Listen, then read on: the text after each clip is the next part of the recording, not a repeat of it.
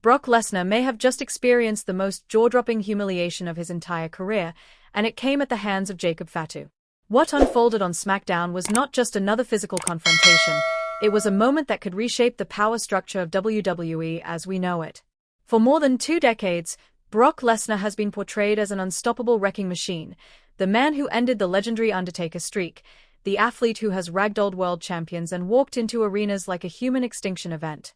Yet on this night, the Beast Incarnate returned only to be dismantled by the Samoan Werewolf in a way that left the WWE Universe stunned and questioning everything they thought they knew. This was not Brock having a bad night. This was not a fluke.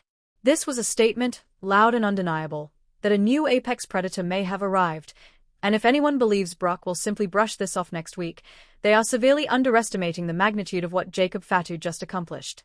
Fatu did not merely attack Brock Lesnar, he chipped away at the aura of invincibility that Lesnar has carefully built over 20 years. For the first time in ages, fans witnessed a version of Brock that looked human, a version that appeared overwhelmed, and a version that, quite frankly, looked vulnerable. The moment began the way only a Brock Lesnar return can begin. The music hit, the crowd erupted, and the energy inside the arena shifted instantly. When Brock appears, it is never casual. The locker room gets nervous, officials get tense, and commentators lower their voices because Brock Lesnar is not just part of the show. He is the show. He marched toward the ring with that familiar predator's pace, shoulders tight, eyes locked forward, radiating the kind of danger that has defined his entire career. Fans were already speculating. Was he about to demand championship gold? Was he about to lay waste to the roster just to remind everyone who still runs this place? But then the entire atmosphere flipped in an instant. Jacob Fatu's music hit, and at first the crowd did not fully process what was happening. Then the camera shifted to the stage, and out stepped a cold, focused monster with a stare sharp enough to cut through steel. Fatu did not grandstand for the audience. He did not smile or play to the cameras. He walked with purpose, like a man stepping into a hunt, and the look on Brock Lesnar's face told the entire story. This was not just another opponent. This was danger walking. The tension inside the ring became suffocating as Fatu stepped between the ropes.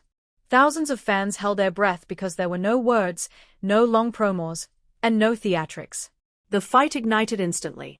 Brock struck first, as expected, but Fatu did not even blink. He fired back with frightening intensity, and suddenly the unthinkable started to unfold. Brock Lesnar began giving ground. Every strike from Fatu landed with heavier impact. Every slam left Brock looking more surprised than the last. When Lesnar attempted the German suplex that has demolished countless opponents, Fatu powered through and refused to be thrown like everyone else before him. That moment alone sent shockwaves through the crowd. Then came the Samoan drop, delivered with such force it looked like the ring itself might crack under the pressure. Fatu followed with a crushing hip attack in the corner that would have flattened almost anyone on the roster. At that point, the reality became unavoidable. Brock Lesnar was in serious trouble. Officials and security flooded the scene, trying desperately to regain control, but chaos had already taken over. Bodies were flying, Brock was swinging wildly, yet Jacob Fatu kept advancing like an unstoppable storm. And then came the image that may define this entire storyline. Brock Lesnar was down on the mat, not laughing, not snarling, not immediately bouncing back to his feet. He was down. Standing over him was Jacob Fatu, pounding his chest and roaring as the WWE Universe witnessed something they rarely see, the Beast Incarnate looking mortal. For years, WWE has presented Brock as the mountain no one could climb, and in a matter of minutes, Jacob Fatu appeared to tear that mountain apart. The implications are massive. Brock Lesnar's entire mystique has always been built on overwhelming dominance. He is supposed to destroy people. He is supposed to be the final boss. He is not supposed to struggle like this.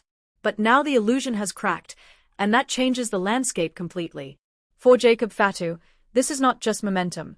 This is a rocket launch into the highest tier of WWE superstardom. Very few survive Brock Lesnar. Even fewer defeat him convincingly. But Fatu did more than survive. He overwhelmed him, and that is the kind of moment that creates legends. The conversation also has to shift toward the bloodline. Jacob Fatu shares that powerful family lineage with Roman Reigns, Solo Sikoa, and the Usos, which raises serious questions. Was this a solo mission, or was this part of a deeper strategy? What if Roman Reigns sent a message through Fatu? What if Solo was left in the dark? Or what if Fatu refuses to fall in line and instead ignites a civil war within the family itself? The possibilities are explosive. At the same time, Brock Lesnar's response becomes must-see television. Brock does not handle embarrassment quietly. He could become obsessed with revenge. He could return even more dangerous. He could disappear for months to rebuild his aura before a massive rematch. And looming over all of this is Paul Heyman, the mastermind who has guided Brock's career for years. Where was Heyman during this destruction, and how does he explain what happened? If Heyman senses a shift in power, could he do the unthinkable and align himself with Jacob Fatu instead? That kind of betrayal would send shockwaves through WWE storytelling. What is clear is that Jacob Fatu has the tools to make this believable. He brings power, speed, and raw aggression that can stand toe-to-toe with Brock Lesnar. He does not feel like hype. He feels like a storm that is just beginning to hit. The smartest move forward would be to have Fatu dominate weekly, tearing through SmackDown while Brock enters a darker, more personal character arc fueled by this loss. Then, when the rematch finally happens at a major stage like SummerSlam or WrestleMania, the stakes would feel enormous. The only real danger now is WWE mishandling this moment and quickly restoring Brock's dominance as if none of this mattered. That would waste lightning in a bottle. This moment should define both men moving forward. So now the question goes to you. Should Jacob Fatu become WWE's next unstoppable monster? Should Brock Lesnar hunt him down immediately, or should this loss haunt the beast for months before he strikes back? And what about the bloodline? Does Fatu stand with Roman Reigns, or does he challenge the family hierarchy and spark an all-out war? Drop your predictions in the comments, share this video across every platform, and make your voice heard because WWE may be standing on the edge of its next major era.